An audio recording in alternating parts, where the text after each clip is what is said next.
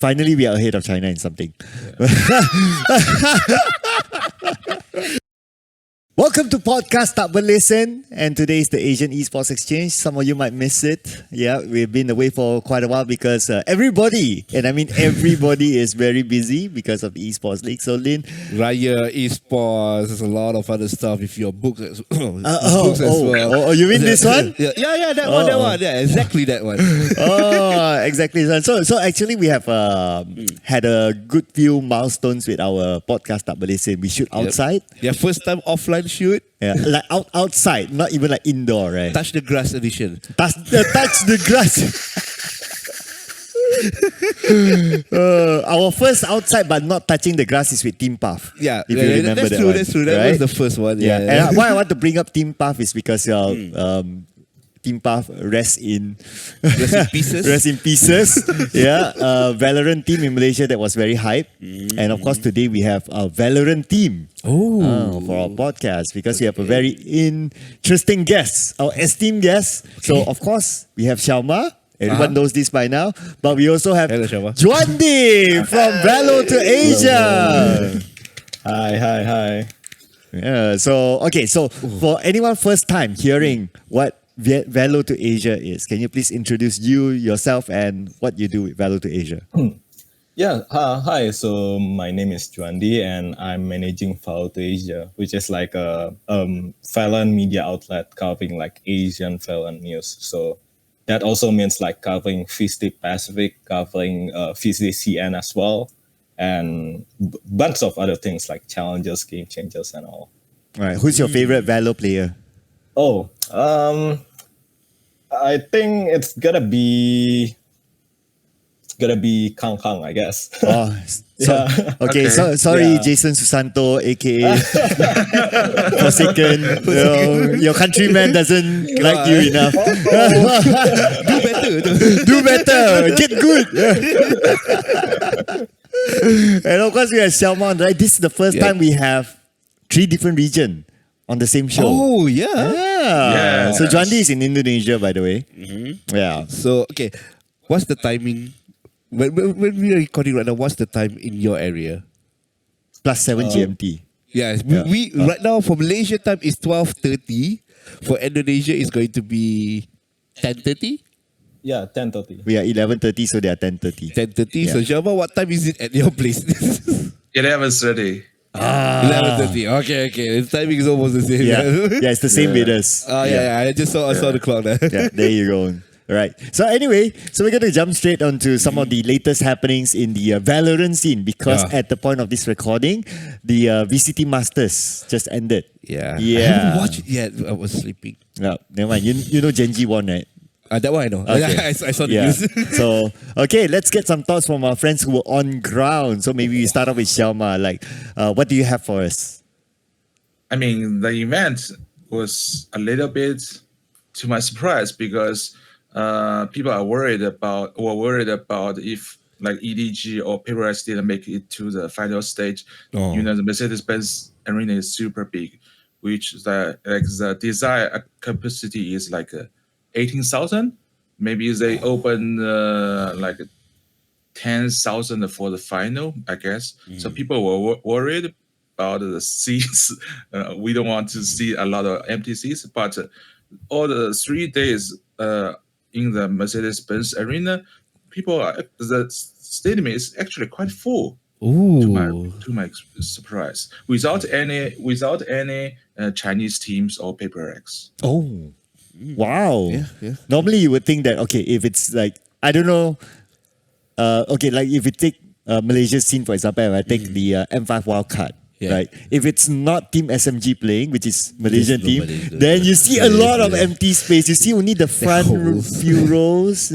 But when Team SMG plays, then you get a lot of people. That's Malaysia. To be fair, we support our team. We don't support the game or the scene that much. I think that's always been a drama that's been popping up in Malaysia with the esports.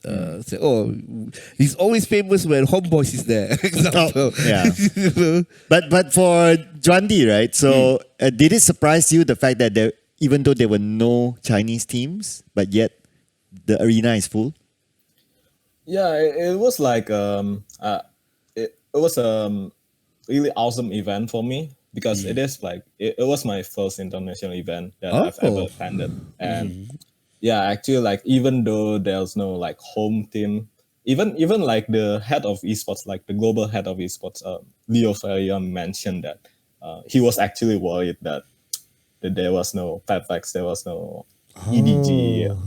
How's the finals gonna be? But actually, like it was a full house, and the crowd is actually like supporting both teams. I mean, they ought to have like a favor like towards a team, but at the same time, they also they also like good plays. You know, they also love good plays. They also love good matches. So it was overall amazing experience to be there. I mean, when they booked the tickets, they didn't know what teams will play in the venue, but they just the tickets were sold out in 20 seconds. The first wave. What? That's crazy. Yeah. What? I mean, it's not the 100% of all the seats. Like the first wave of tickets was sold in 20 seconds. Wow. Yeah. Okay, how much were the tickets? Oh yeah, how much was the ticket? I don't know, like Prepare to convert. the most accurate number I can get from people is like they open like 30K seats for 3 days, I guess. Like it's a 18,000 seats arena. They open like 30K seats for 3 days. Oh, and the entrance is free? No, they have to pay. Oh, how much? How much Okay, how was much is the most expensive Actually, ticket? I actually don't know, man. Oh, yeah, Yeah, because while you are searching, you know the one of the most a drama that happens 2 weeks ago. There's a idol in Malaysia called Dola. okay, yeah, Her tickets were 10,000 ringgit. for the most expensive ticket. What the? Okay. Okay, but to be fair, it's actually not that crazy because it's booking a room that can fit 10 people. Okay. It's a VIP room. Oh, so basically one person is 1,000. yes. Yeah. Okay, then it doesn't sound But too the bad. drama, everyone makes it sound like that's the most expensive. You're not even an international. Blah blah blah. Can you read the fine print? It's a room. It's a private room with a balcony that you can see the cost. I'm like, okay, that sounds reasonable. Yeah.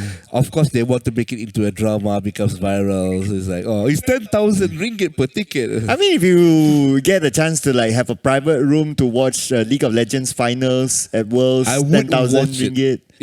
You will get the room for yourself. I would get the room for myself as an introvert. That's like heaven. Going to a concert with nobody but yourself. Oh. I like the idea. I like So that. for the Mercedes-Benz arena, let's say just like the first and second day, the cheapest is 188 RMB. 188. 188. It's so 188. Chinese. That's like very very high, like near the ceiling. You know? Okay, Like but the- that's not bad. That's only it's like 100 plus. that's almost that is about $26 US. 26 US dollar, so it's about 100 ringgit. Yeah. 100 ringgit plus. That is not bad. You Yeah. can, here's the question for the most for the expensive. final, the cheapest one is 288. Okay, the most expensive? Shock us. 288. Is it- Most expensive 888. 888. Okay, no, that sounds expensive. That sounds $122 US for a 500 finals. 500 ringgit. It's still cheaper than TI. Really? Is it Yeah. cheaper than TI? TI cost me 1,600 ringgit, which is if you convert, It's like double lah. yeah, it's double. It's double Yeah. the price. TI cost me Oh. double the price, but I got 3 days. Yeah, so- yes. And then you got some stuff from Oh, yeah, exclusive Oh, goodie bag. the goodies. Yeah, you cannot get out of TI goodies. You know, let me ask a question. With the most expensive, do they receive all the seating is using the Mercedes-Benz for the seating? Like a chair that's sponsored by Mercedes-Benz. I don't think so, and I actually don't believe that the very first rows they are not good for esports viewers. True. You have to Cinema. look up to the screen. Like this. Can't see. I mean, you definitely are super close to the players at stage, but you just have to watch like Yeah, like you that. have to- yeah. Right. Okay. So maybe let's come to Juandi, right? So for somebody who's first time going to international, and obviously you are in a new environment, because for us, okay, at least for us as Malaysians, right? If an event happens in Indonesia, it'll be super hype Yeah, because of the crowd and all that. yeah, the right? interaction between the crowds. Interaction and plus like Mobile Legends is the super biggest. example in Indonesia. The crowd is crazy. Yeah. But like for you, Juandi, experiencing like the crowd in China for VCT Masters, what do you think? Yeah, I think like the crowd in China is actually surprisingly loud, especially when Team Habix playing. I mean, after EDG was eliminated, like the last Chinese team was eliminated, I think many people are cheering for Heretics for the sole reason of Heretics actually beating all the Chinese teams on their way to the playoffs. So they beat DRG, Dragon Ranger Gaming. They beat FBX. They beat EDG. So it was some kind of like they get more exposure to the Chinese audience, right? And especially with some of their players streaming on the Chinese platform, Bilibili, they get much more exposure, and they became kind of like the home team, like Converted into a home team. They beat Yeah, all yeah. the Chinese team and they became the home team. Wow. Oh, I thought that they would be like the most hated team, but No, It's not that really. claim. Yeah. The You, players- you the- want to lose to the person who become the champion. Yeah. okay. And the players are very likable. So like during the first interview, I think it's Benji Fishy, I guess. That, like first interview, he says the food is good, the city is great, the hotel is great. I love Shanghai, like everything. Oh, He's then you win. All the positive. Yeah. he's actually excited about being in Shanghai. It's people really react to that, and obviously Wood, the new superstar from Team Heretics, he caught a lot of attention, and I heard like after he beat a Chinese team, he just directly contact people in China to create his Bilibili channel Oh, to wow. stream right after the game. Oh, wow.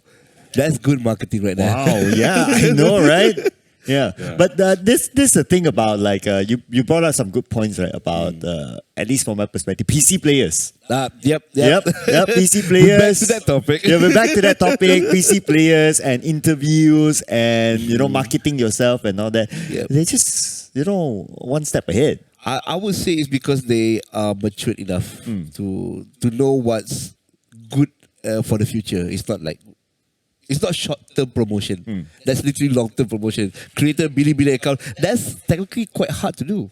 Yeah, because you need to get the access locally there. Yeah. And all that, right? That is, and for him And to language. Yeah. imagine us. We want to make a Bilibili account. We got one problem. It's still fine. But must be he will get multiple problems, but he's still like, I still want to do this. I still want to open my Bilibili account, and yeah, I respect him for that. Yeah, still can do it, right? But is it like PC players in Indonesia like having the same character? Like they're good with media, they're good at interviews and marketing themselves and all that. I mean, it depends on the players, obviously, but at the same time, I think those who actually like create personality for themselves, I think it's actually things that should have been there. We players should have like their own personality because for this for streaming, for example, like after that, I mean, after they play, after they retire, what they're gonna do after that, I think it's important to have like personality.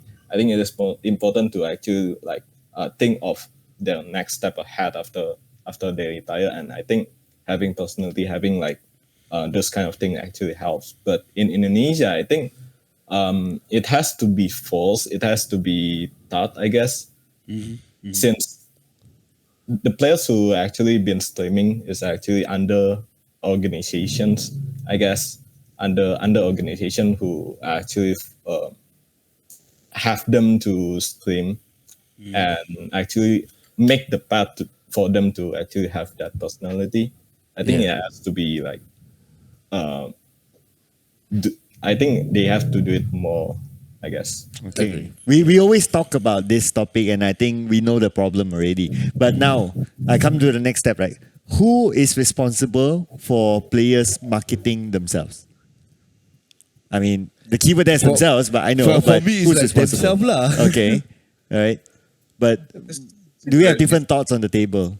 I think it's on themselves. I mean, the organization definitely can force them to do stuff, but like Wood, he's 18 years old. It's his first international event, just like Juandi, and he was super excited for all the tournament, all the experience. I think he genuinely just wanted to connect with Chinese fans at that point, and like, I guess. So he's an 18-year-old guy who's trying to explore the world more. So he has a drive to, okay, although I'm so tired after this match, but I'm not actually tired. I'm excited. So I have to go do stream to talk to players fans in China. That's somebody you can call it dedication. I mean, for him, it's just a young guy. He's super driven to get excited, to experience the whole thing. Yeah, I think it's also a bit of a culture shock for him. He got the 5-second fame, and he wants more of it. So he's passionate to like, I want more of that now.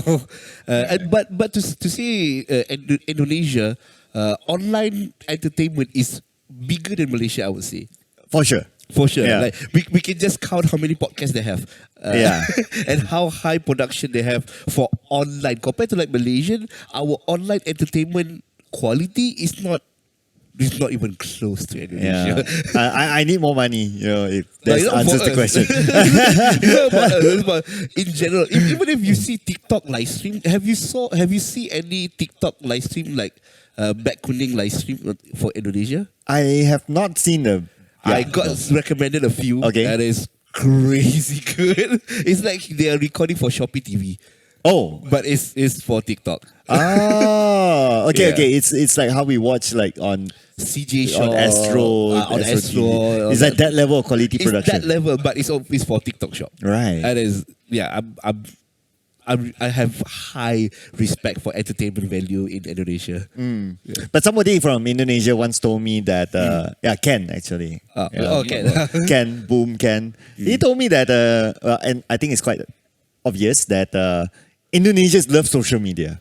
Oh, Love their social media. Obviously. Yeah. And is it that's why like VALO2ASIA is so it's successful? I don't know. I mean, like VALO2ASIA, like you can say it is like based in Singapore, but because I'm the one who ran it, so I don't know. It has a bit taste from Indonesia, I guess. Yeah, you just need to have somebody from Indonesia running the thing, and then you'll be like, oh, claim this is our person. This It our doesn't people. matter it's Sedia Berhad or private limited, but people in doesn't Indonesia, it's Indonesians. Yeah. And you know why? So if I take one more example, right? You know why Paper Rex is so popular? Yeah, I know. Yeah, okay. So, Xiao Ma is already laughing there because I told him like my view, my POV. Okay, one thing is performance. Okay, performance is one thing, right? The other thing is that because inside the Paper X lineup, you have Indonesia, you have Malaysia, you have Singapore, you have now there's another mix, right? So, but you have some of the key countries here. So imagine like us, right? We always claim Davai. Like, guys, there's also Forsaken, there's also Jing and all that. No. it doesn't matter. It's Davai, right? Like, even if the team wins, it's just Davai. Yeah. Like for us, right? So we always hashtag done claim. So imagine if you're like Indonesia and you'd be like, oh, Forsaken and Forsaken and Forsaken. I don't know if that's the narrative there. Is it? Yeah, Forsaken and Mind Freak. No, Mind Freak, yeah. Sorry, not to forget Mind Freak. Yeah. So it's like nobody in Indonesia talks about Jing, nobody talks about Davai. It's just like Mind Freak for don't have the IC, right? Malaysia, they have the Malaysia IC. Then they don't have the Indonesian IC, so they're not going to be spread Yeah, out. yeah, right. Maybe in Singapore it's the same. It's like okay, Jing and Jing and Jing and Jing. Right. So from a marketing perspective, it may not be set up in that way from the start, but after a while, there's like, hey, you know what? We have fans from all these countries supporting us just because. Yeah. Yeah. And why not? Why not, Usually right? we go to the news and everything, it's just for second face. It's going to be focusing on their region and their flag. Yeah. And PaperX, I think the most genius marketing way they do this is that not forcing everyone to speak English. Do you watch their clips on TikTok? Their interaction. I watched some of their full interviews and they went full English, but maybe it depends what situation. That's interview. Okay. But if you see like the TikTok clips, like the interaction in between games or something funny happens, they all speak their own language. And the subtitle follow their language, like Malay with this spelling, Indonesian spelling, even though they are in the same clip, so that people will be like, hey, that clip Malaysia. Just because. Just because of that.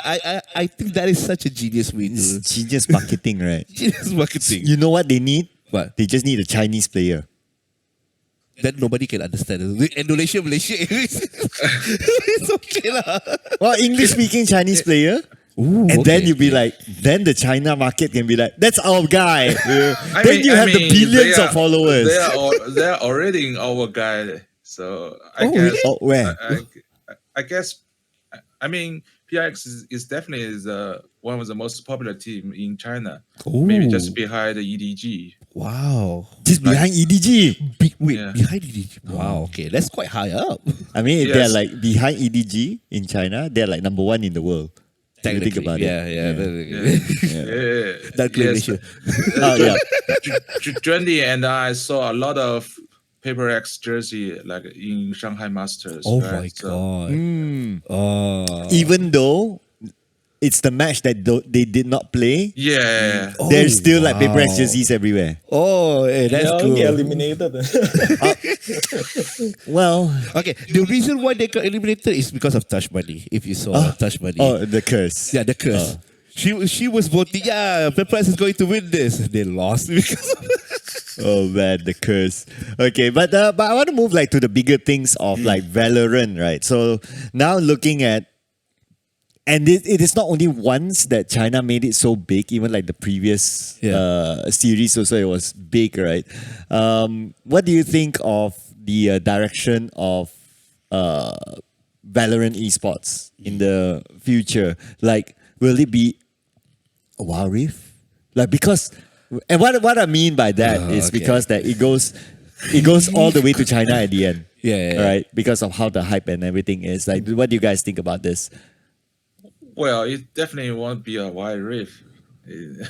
Like the most successful teams in the organization is PaperX. It's not a Chinese team, right?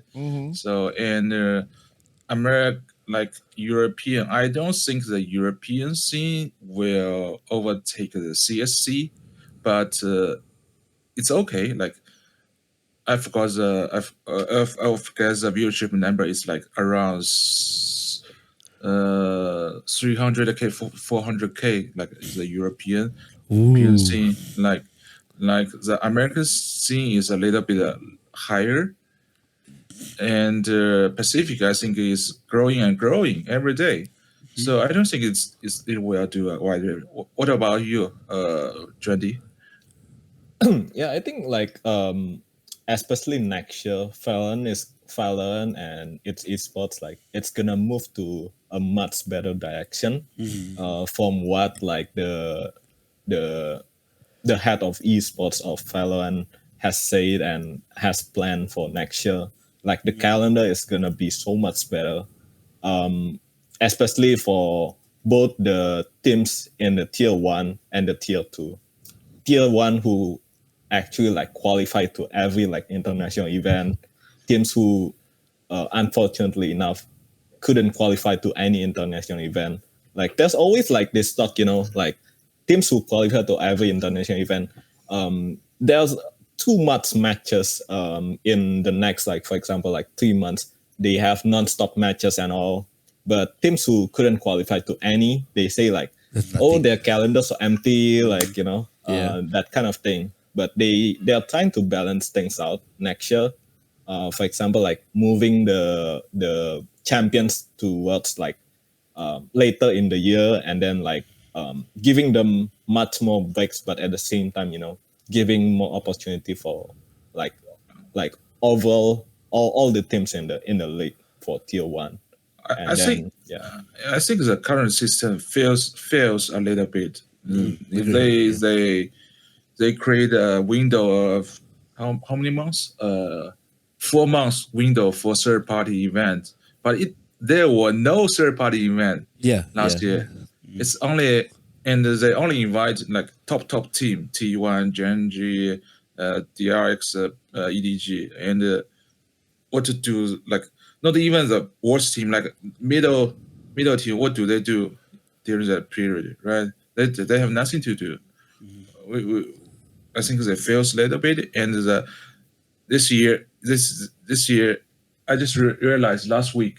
So because stage 2 carries a record from stage 1, right? So last weekend, which was first week for stage 2, so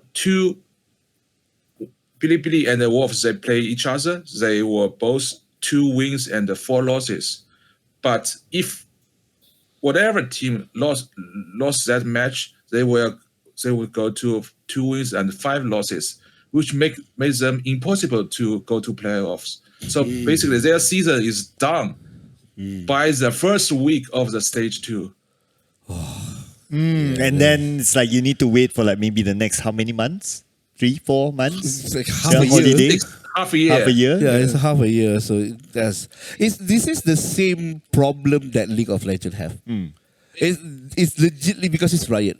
So whatever the case may be, they are putting so much effort in their own tournaments, and they will, sadly to say, sometimes neglect the third party. It's not really there's no third party. Sometimes to get approval from them is the tough part. Because I've been with Garena before, and not only that, with Wild Rift as well. He's from Garena, guys. You know. Okay. Whatever happened to League of Legends, he was part of it. Okay. Oh, Legacy is responsible for. Okay. We want to make for example, if you want to make a small tournament, if your prize pool goes to that tier that Riot, you need approval from Riot. It's better to just say let's cancel the tournament. Oh, right.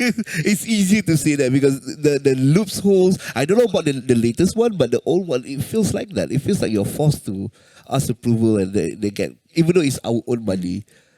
And yeah, I don't know about the new one, but that's how I feel about it before this. I can share my experience like doing Wild Rift community tournament. So I did a community tournament which is a very small prize pool. What did I put? I think I put 500 ringgit or something, which is about almost $100 as a prize pool, right? Just for fun. Just for fun. Just for fun, right? 8 teams, just play for fun. Yeah. Back then it was Wild Rift era. So I submitted my proposal to Riot, and then there was like, oh, you cannot do this, you cannot do that. You have to change the graphics and all that. Was like, yeah. okay, it's just a 500 ringgit. You cannot use a fan art. You need to use official image. That kind of stuff. And sometimes like they give me the file set of the official image. I use the official image, and I said, no, you cannot use that one. Oh.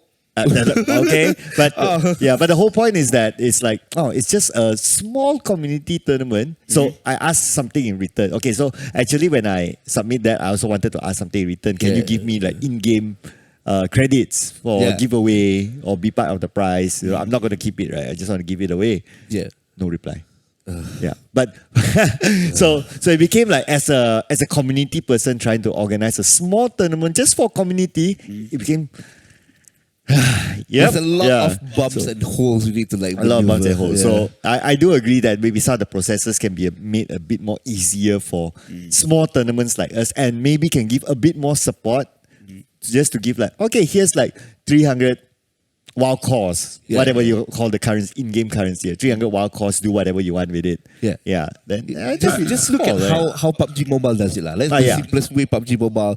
PUBG Mobile, if you want to make a room, for people who doesn't know, you need to buy a card to make a room. And if you want a tournament room, you need to request from Tencent. And small tournaments will get it for free. Yes. Then you can use the room card for free. Yeah. And it is tournament settings. Yeah, and even if you want to pay like 500, I don't think you need that much problems with like a tournament that's like below 1,000 price pool. No. Even for I mean, no price cream. I mean, for Valorant, when they left, they created a 4 months break or third party window. They were supposed to like give more opportunity to third parties. They give more opportunity, but the name already have a bad name. Okay. But just there was nothing. Like Juandi, have you ever see like a lot of third party tournament, maybe in a smaller scale?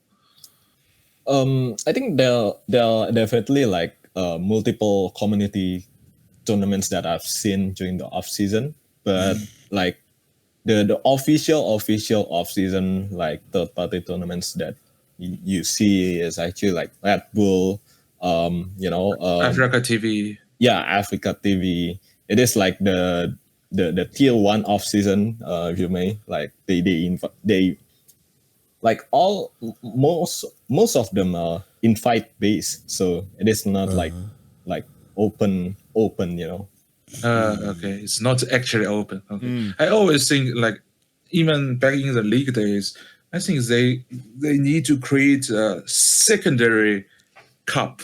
It's like UEFA Europa Cup or Conference League. To let the middle team to fight for something. Don't like the worst thing. I don't care about them. They just die, whatever. So, but as a middle team, they have to have more opportunity to compete and get exposure. But now, like, it's hard. Even in Valorant, I hope the next year the things will change because maybe because the league is changing, Valorant is changing. I think they will will have 6 big tournament, right? So it's it's the beginning of the year to Valorant one Valorant event, one league event, then the Masters, the MSI, and Champions League. So I hope they will do a better job next year. Yeah. But Juandi, do you think now is the time to for Valorant Esports to create Academy League? Oh. Yeah. Like we know Mobile Legends, they have MAL is in Malaysia is called MAL, in Indonesia is called MDL, yeah, something like that. Do you think it's time? I think there's still like a room to grow in our tier 2 league, because I think like on some regions I think it is possible to actually do this like academy league, that kind of thing, like MDL in Indonesia, for example. Like if you say Japan, I guess they actually have that player pool, they have that talent pool to actually host this academy league. But at the same time, if you look at, for example, the closest will be like MYSG. I don't think like it is the right time for them to actually have that. Maybe go a little a few more years, then we can see. What do you guys think? Ooh, I worry that you don't have a few more years. Yeah, this is your last chance. Yeah, and why I say that, right? So if we look at the MYSG context, so that is of course closest to us. So the pro teams are starting to fall off now, right? So like we don't see Team Path anymore. So Team Path has disbanded. Who else? Well, Todak didn't even pass through open qualifiers. I want to say Todak is there, but I forgot that Todak didn't even pass. Yeah, didn't even pass through open qualifiers.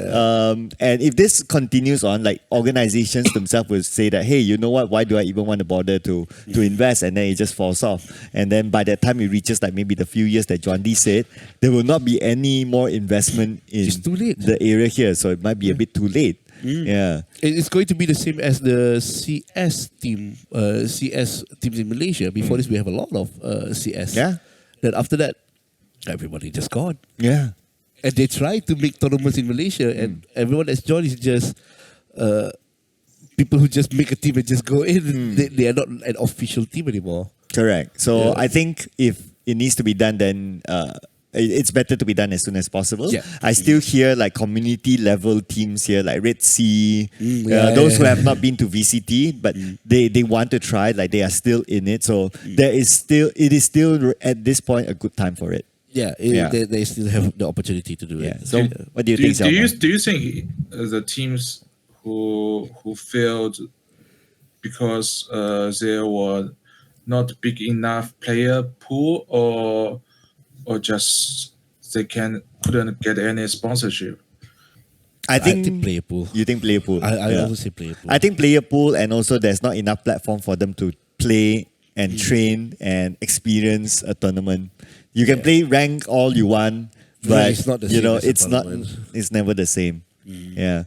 Okay. But Indonesia has obviously a very big population. What do you think about the Valorant player pool there? Yeah, I think it is going.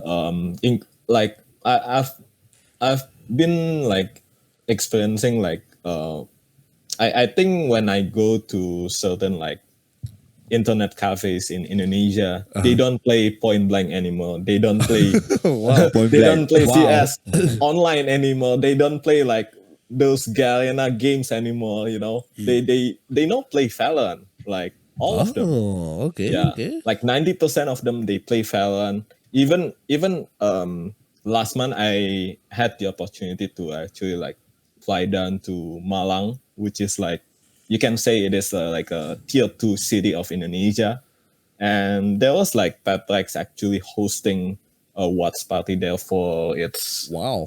50 Pacific Stage 1 finals, and the crowd there was very loud, and actually like a lot of people play Valorant there, even in the tier 2 cities. So Valorant is becoming like the point blank of in the past, you know. Okay. The popularity is huge right here in Indonesia.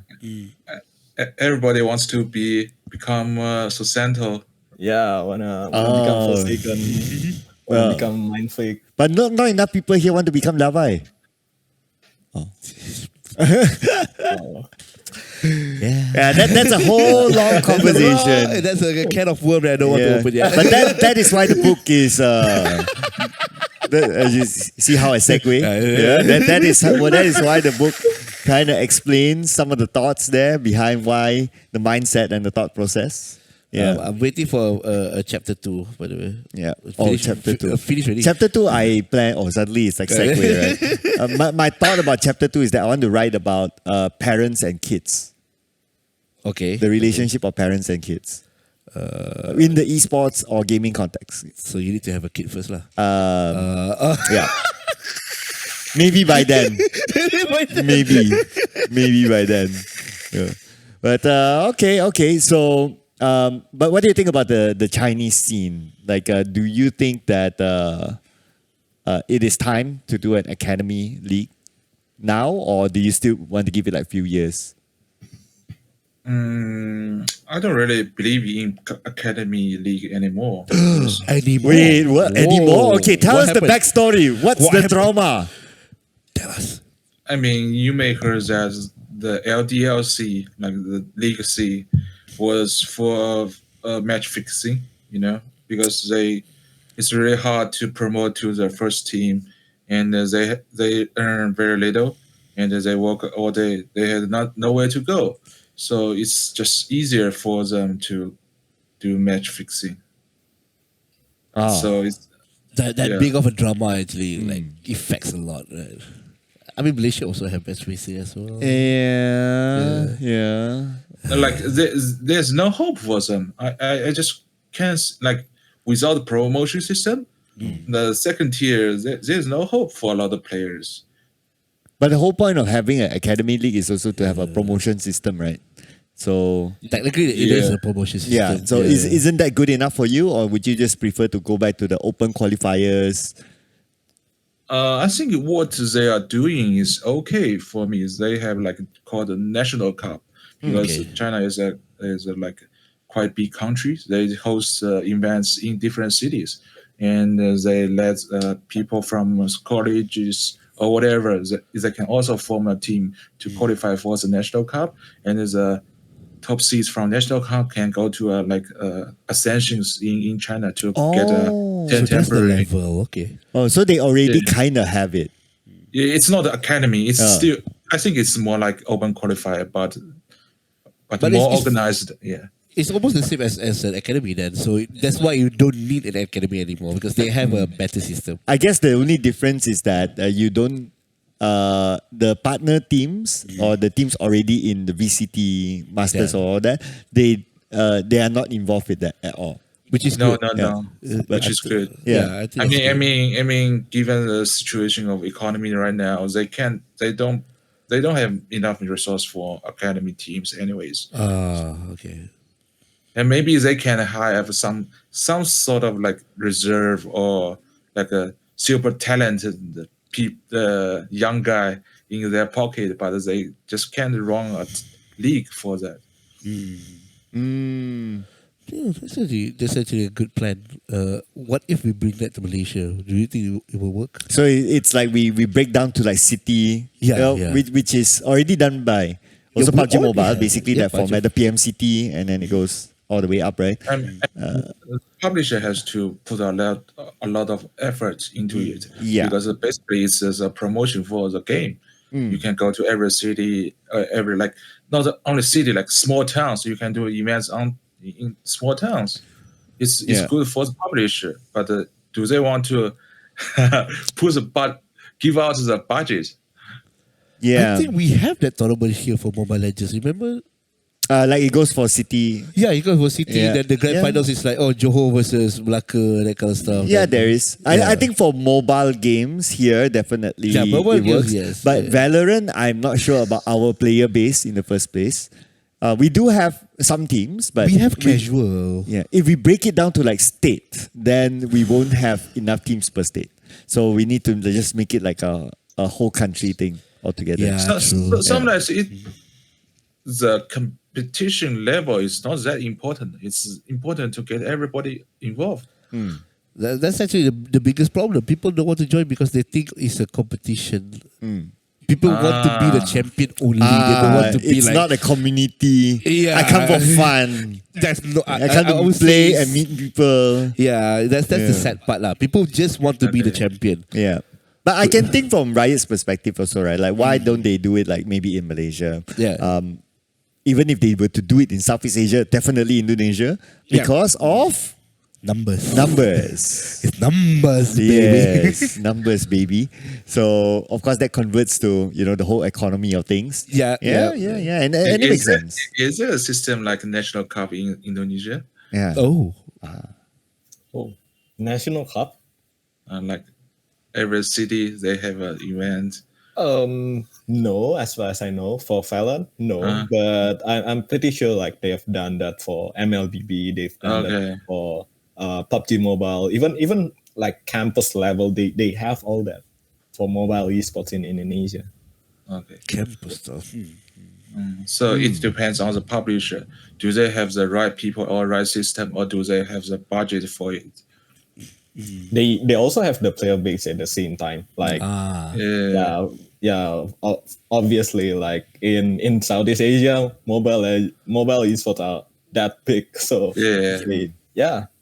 All right. And speaking about mobile esports, I want to bring up this question. Okay. You guys have as media, right? How much have you guys heard about Valorant Mobile? Oh, Well, well, here we go. Here we go. I mean, actually, like the publisher, the head of publisher of Valorant actually like confirmed it during Master Shanghai, right, Xiao? That Yes.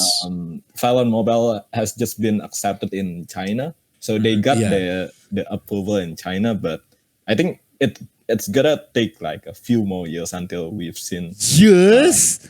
I don't know. It's my opinion. It's my opinion. Okay. Disclaimer. Not Okay. her word. All right. But I think it's gonna take some time until we see like the final results on App Store, on Play Store. Yeah, I think. just look at like how Wild Rift is with League of Legends. Right. We heard the news like 5 years before it was released. Oh, wow. Okay. And it released and gone within 1 year.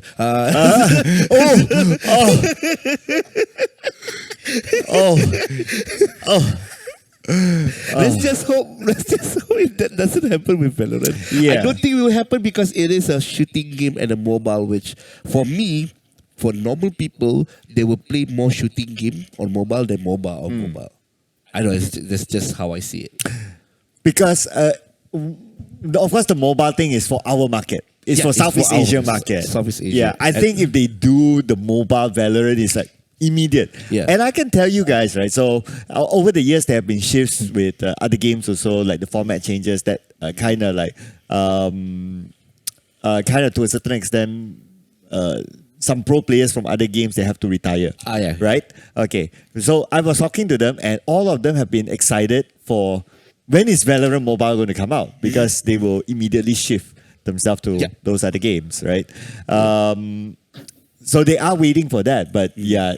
How long? For how long? How long are they supposed to wait? And now, and recently there was an announcement that Valorant will be able to be played on console, Xbox, and also PS5. When that announcement came, so I did a content on TikTok on it. I talked about like, hey, you know what? There's this announcement, but it's not for C region; it's for other regions. Understandable because it's console first. Yeah.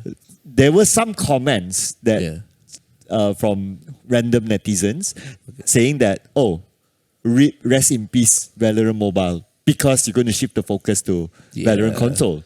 I don't think that will be the case. So I don't know whether that's shown. Yeah. I don't think so. I mean, I don't have any inside information about it, but I guess the mobile it has to be more important, even for like As for the compared to whole console. Asian, for the whole Asian market. They definitely check esports chats every day, right? So they saw the numbers of MLBB, PUBG Mobile, and even Free Fire back in the days. So they want the player base and the numbers. So like definitely for the publisher, whatever platform it is, console or mobile, they just want more players to make money, right? That's no doubt. But for esports, I think mobile is much more important. That's why I think they prepare long ago because in China we have to get every game approved. So they have to start this process long ago. I think there's something really concrete there. Then they can got approved by the Chinese the agency. I have a different question though. It's almost related to it. Call of Duty Mobile is the closest thing you can see to a Valorant Mobile. Because everything else is Battle Royale. How is CODM in Indonesia? Wow. Quick Do question. they even play the game? I have no idea. Yeah, I actually have no idea about like Call of Duty Mobile. I'm not paying close attention to that, but I I've never heard any of my friends actually like playing Call of Duty Mobile at all. So That's actually a good thing because that means there's no competition for Valorant. That is a signal. Yeah, so that's why I want to ask that, because in Malaysia, we have a few teams that is strong in Call of Duty Mobile. There's a few teams. Yeah. So we know they're going to convert into Valorant because that's the only option they have. Before this, they want to go to Apex because the movement is the same. But the gameplay died lah. Sadly died for Apex Mobile. So now Valorant is going to go out. I think that's like one of the things that they are going to jump into. But for Indonesia, there will be something new for them because they haven't played Call of Duty Mobile. They will be excited for a new type of shooting game for mobile. And I think it's going to go huge in Indonesia. And if Indonesia have a lot of pro player, then Malaysia will be like, oh, we don't want to lose. As well. Yep. We have that rivalry. The only thing that we keep losing to Indonesia other than esports is football. So Okay, I have no think idea. also, like people in Indonesia play Call of Duty Mobile, but I just don't find any of my closest friends actually Understand, play. right. Yeah. okay, that means there's still a sizable market piece. Yeah. I can't remember the tournament name, the World Championship for Call of Duty Mobile, but yeah, there is a few teams inside there that is like quite strong lah. Yeah. So I think we are in agreement that Valorant Mobile, come on, has to do it. Yeah, Yeah. they will pop off. World ain't ready for Southeast Asian Valorant Mobile, man. Like it's gonna explode. Yeah, I believe it will explode. Speaking of mobile game that's going to release, I just Okay. got a notification. Which Honor is of King Oh, has fine. is in Play Store now. right now you can download it. Yeah, I'm already playing it lah. Right. And mean- season 6 just released, and yesterday I just got a stats that is like quite depressing. I already play 50 games in season 6. Only 50 50 games in season 6. already. Wow. Yeah, it's been 2 days. Oh wow. You have to touch grass, okay? You have to I've been playing HOK so much. touch grass. I bought the battle pass. It's turned off. Oh, okay, too bad.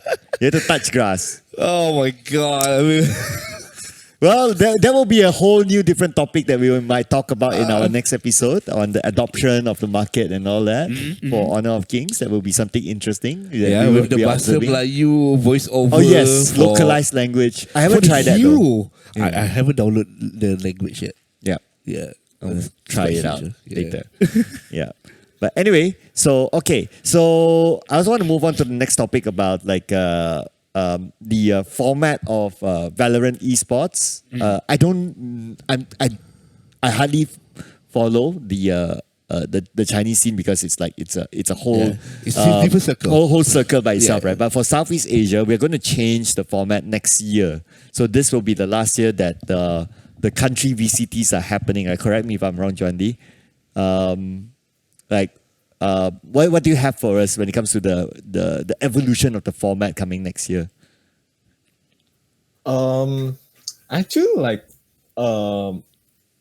the changes that are happening that I'm well aware is like the more overall stuff. For example, like the champions, for example, gonna be moved like towards the end of the year. It might be a new thing that I haven't heard of. Okay. Okay. Yeah. I mean, if VALO2ASIA haven't heard of, then yeah. Okay. It's a trust me bro sauce. It's either haven't heard of or NDA cannot see. Oh, it's like, I haven't heard,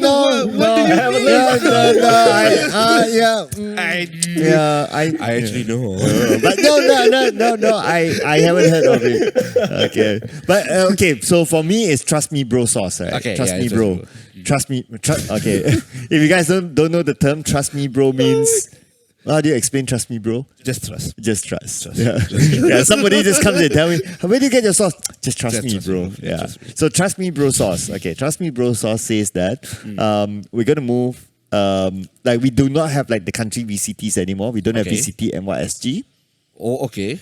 We don't have VCT Indonesia. We don't have VCT Philippines and all that. It will be straight regional. It will be straight Ascension.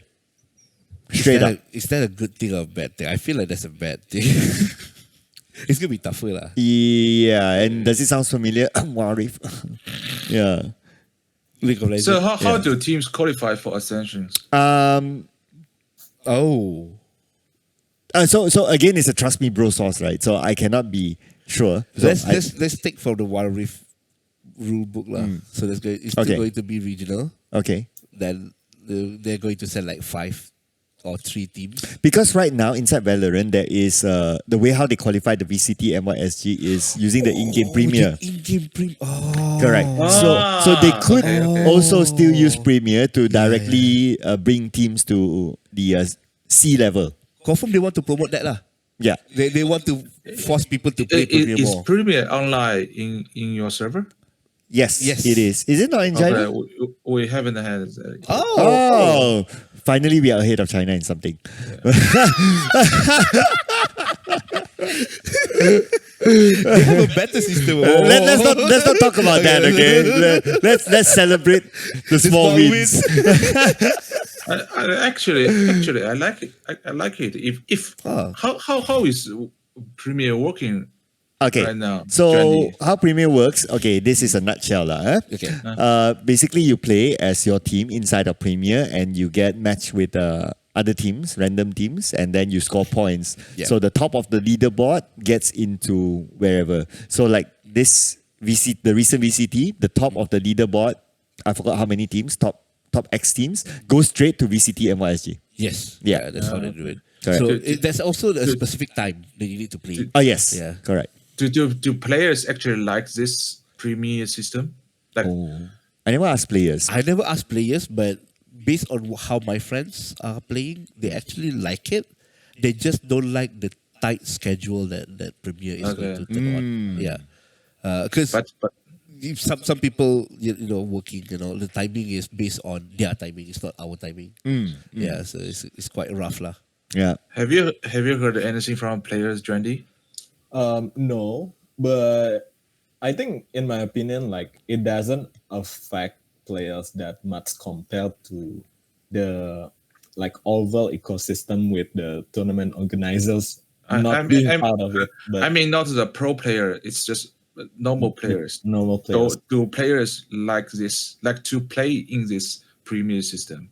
Well, I've never asked any of them, but like we've seen like a couple of new teams like rising from the Premier states towards like the Challengers League. We can actually like see this some new teams that haven't ever like touched VLR at all make it to like the Premier relegation stage, which is like a good thing. You know, this actually proves that the system actually worked towards like converting like the casual player base into like more competitively. So I think, yeah, you can say like it actually brings like results that the Riot games want. I think. Okay.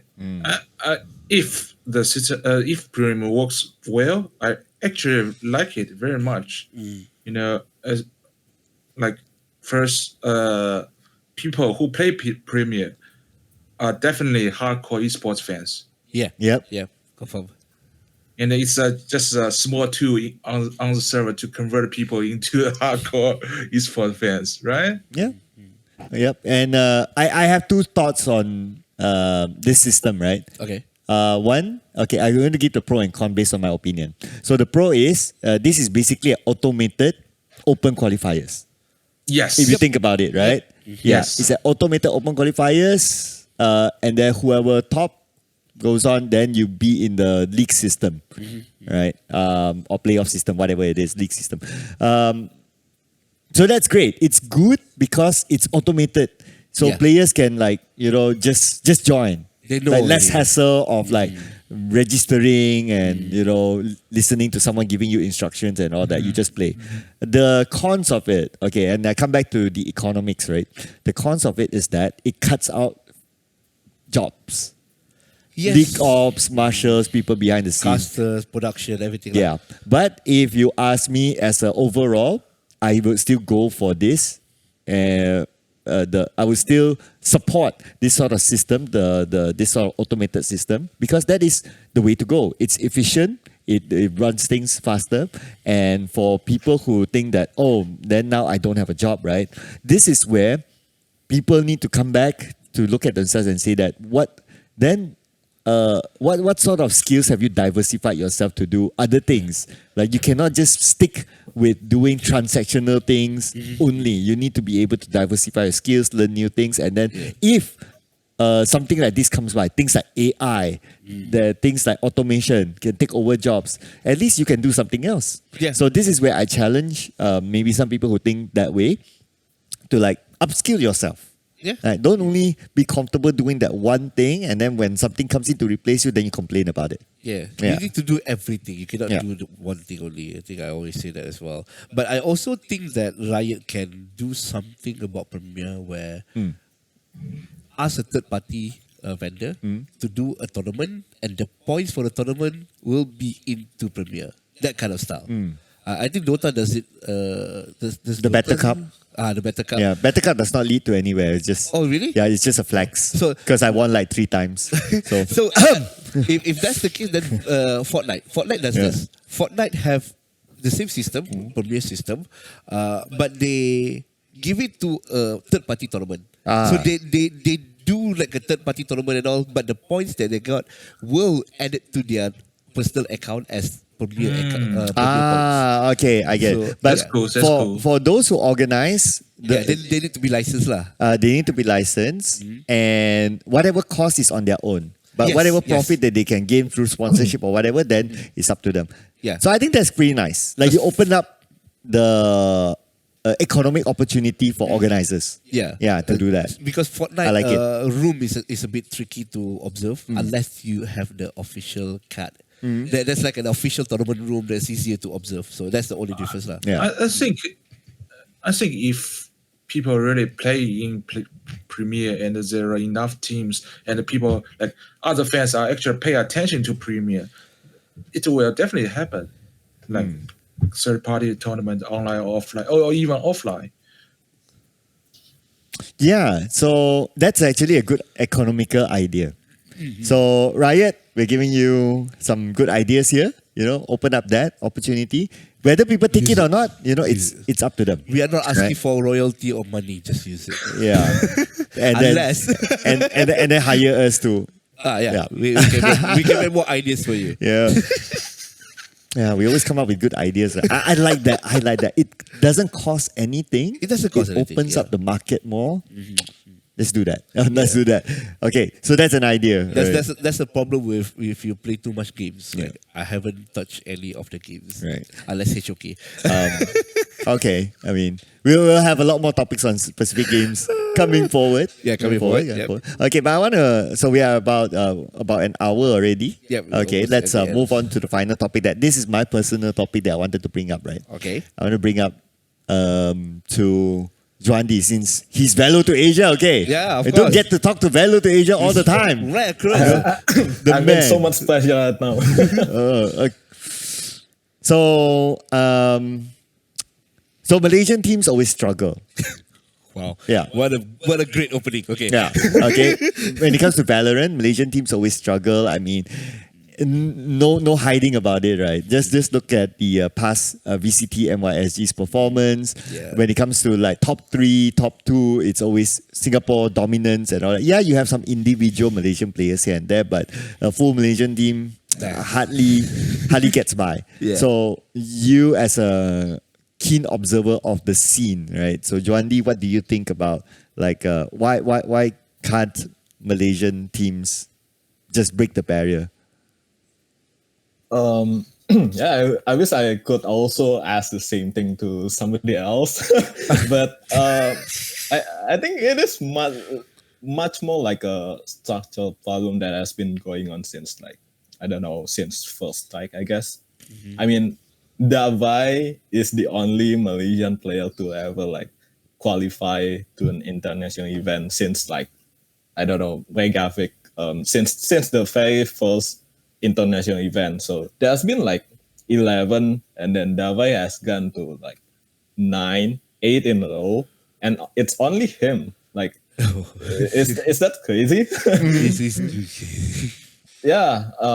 I mean, when we talk about the very start, I mean, Todak won first strike. It wasn't like SMG. It wasn't like Reality Rift with Jing on it. It was Todak. So, I mean, I also wonder the same thing. But at the same time, when you look at Challengers MYSG, for example, every split, after the end of every split, there's always this period of empty period of players actually looking left and right for a new team. They actually disband their roster, find a new team, find a new players to play with every single time, most of the time. So I think there's also contributes to why the consistency. There's a reason why Pepex, for example, stick to the same core of Davai, Mindflick and Jason for a long time, and then they won bunch of things. So I think it is also like the at the same time organizational support. Like we've seen Team Pat doing like I love Team Pat's content, by the way. Like they Shout out to done a Magat. lot of good content. Yeah. But unfortunately, and then yeah, I mean, I also have so much respect for Todak for staying for quite so long, even though like in the recent times, like they obviously like they couldn't qualify for the main event, even though like they done some changes. But yeah, respect for them. But at the same time, there's like so much problems goes into one organizational support that is still kind of lacking in the Malaysian esports. I mean, not esports, the Valorant scene. Like Malaysian esports scene in general, I think it is like in a good state, I guess. I've seen like a bunch of MPL MY TikTok clips like all over my TikTok. So Well, I mean, yeah, man. it's the most popular game. So yeah. Yeah, I mean, I can say like MPL MY is like probably like the most entertaining league out of like MPL in all of like the franchise in Oh, really? MPL. Yeah. I mean, they media train their players, so Yes. yeah, Yeah. with the And taunting and all. Yeah, they the best of encourage the them to. taunting. Yeah. Love it, man. But yeah, I think like in the Malaysian Valorant scene, there's a lot of like problem that goes into one. But at the same time, you know, we can always like fix it one by one. And yeah, respect for all of the Malaysian people, Malaysian like Malaysian players, Malaysian people who actually like still be in this industry, you know, including you guys. So yeah. Including you guys. We old people here. Old people. Yeah. But okay, but if I were to zoom in, right, like if there's that one thing to start first to refix the things that you just said, right? What is that one thing that you prioritize? Oh. Probably like the organizational support, because obviously like to do to be to be to be better at the game. I mean, I can say like Malaysian talent pool is actually deep enough, but at the same time, the no organizational support actually hurts the chance to actually for them to focus on Valorant, solely on Valorant, right? So I think having more organization to actually invest on the scene would be so helpful, including like organization in MPL. I think they can maybe you know try it on. I mean, there's a lot of opportunities in MOSG right now. I mean, next season it's gonna be different.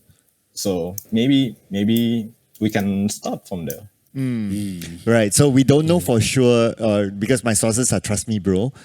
We don't know for sure like how exactly the next esports roadmap is going to be like, right? Yeah, So yeah. maybe if we can get a better understanding of what might happen or whether it's going to be there will be more investment coming in based on the new esports roadmap or not.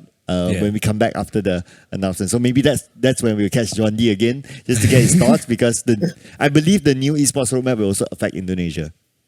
It will. Yeah. It will, yeah. For sure. Yeah. So, okay. So I guess we are towards the end of our segment. We are already about an hour plus now. Yep. Yeah. So let's get final thoughts, right? So we come back to Xiao Ma first. Okay. So Xiao Ma, what now that the season has ended, for now, Masters has ended, where do you see the next growth for Valorant Esports now? What is the next milestone? Next milestone. I think next year will be super important because I do believe, like I said, the system this year fails a little bit, and it was like from a BCTCN point, it was this is the first year of our league, so everything has to get stable a little bit, and maybe they can push harder next year. So I hope next year teams can play more games. Just we only like LPL, we have 7 game day every week, but in BCC and we have 3 game days. You want more games to play. Oh, more games, more days, more entertainment, More jobs for casters. more jobs for media, more content Yeah. for media, more everything. Yes, Okay, I mean, that's what he looks forward to. Okay.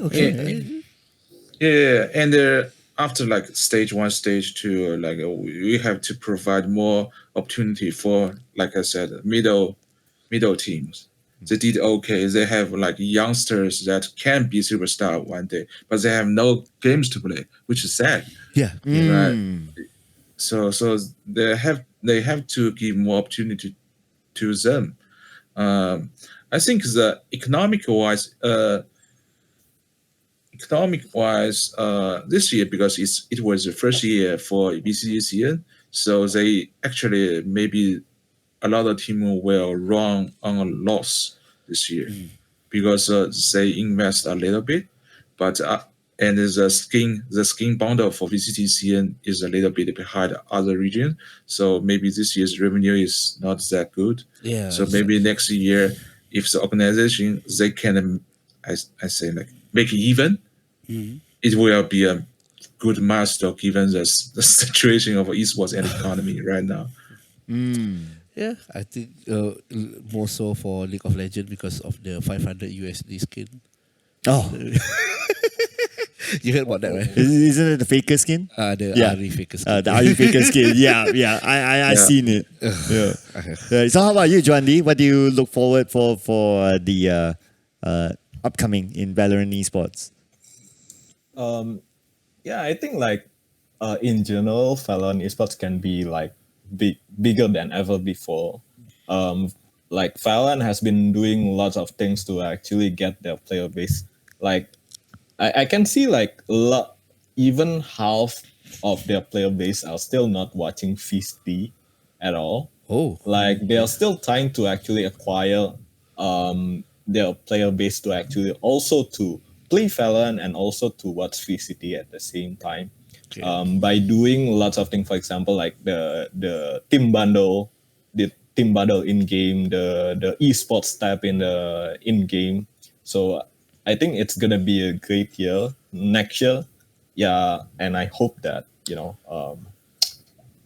Southeast Asia Asia can win another trophy, maybe. Ooh, I like that. He says Asia or Southeast Asia?